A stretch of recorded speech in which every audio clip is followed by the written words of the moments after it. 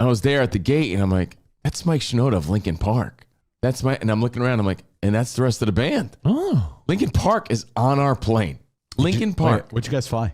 Just regular airline. Which airline? It was American. So it was an American airline flight from Miami to LA after our trip. And I see Linkin Park there. So immediately I'm like, their new album just came out on Friday. Turbo, which I've been a part of since day one, has turned Turbo into Linkin Park Radio.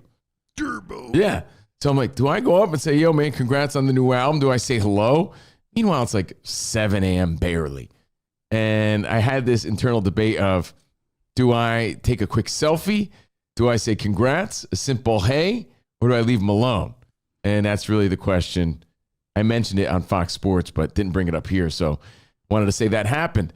So then I'm like, I'll let it be. They get on the plane, and then we walk on the plane, and I'm literally side by side to Mike Shinoda for a good minute. Yeah, because you're he's stuck. sitting down, and I'm just standing there. And I'm like, I could just simply be like, yo, emptiness machine. Was he like? Am I right? Yeah. Was he like looking at you? Like, I could be like, Shinoda, big fan. Click. Be discreet about it. He was doing the. Yeah. Do I have to say, hey, it's Covino Turbo Sirius XM? I'm yeah, man. There, smile. He's drinking his free cocktail, and you're. Then just I'm there debating. like, Well, am I sharing or am I bragging? What am I trying to accomplish here? It's early. They're like in their travel mode right now. You know the work harder look that all first class people give. Yeah. And then I sit down and I'm like, maybe on the way out I'll see him. I don't know. But then it dawned on me. He was sitting next to the guy in first class that Johnny Lawrence had some problemos with. Just wait, bro. Oh yeah, it gets better. Yeah, just wait. That's a blip on that season. If this plane goes down, Covino and Rich of Fox Sports Radio don't even get a blur because Linkin Park dies in plane crash is the headline. Yeah. Is the headline. And then I'm like, well, that kind of sucks. But then it dawned on me, oh my God, how many rock stars actually die in plane crashes? This could be a possibility. This is the one. This is terrible. I don't want to be on this flight because I don't want to be part of this tragic headline. So random radio host sits in coach. Yeah. Sits in economy. Linkin Park dies and random radio guys. Covino? I remember the name. Oh, yeah. Remember the name, remember the fame. So, yeah, Mike Shinoda of Fort Minor of Linkin Park. The whole band was there. And that was it. I did nothing. And I put up a poll.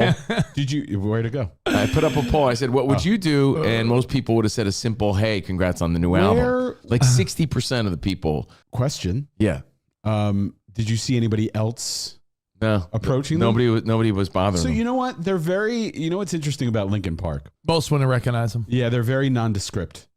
Well-known band, but very nondescript, especially with the new lead singer. I saw Mike Shinoda, and if you didn't tell me it was Mike Shinoda, I'm not even sure I would have recognized him because he just looked like a punk kid with like a hat on and like Converse and jeans. Like Mike Shinoda is the kind of guy that is the celebrity you see in public and you're like, I know that guy from somewhere. I didn't know Humphrey Bogart after watching a 2-hour movie. Mike Shinoda didn't even have a hat on, so he probably didn't even know who the fuck it was. In his defense, I don't believe what he said. Slightly younger. Mike Shinoda is a super famous guy. But anyway, it was the whole band, and it posed the question, what would you do? What would you do? John Quinones style. I did nothing, but I have the story to tell, and there you have it.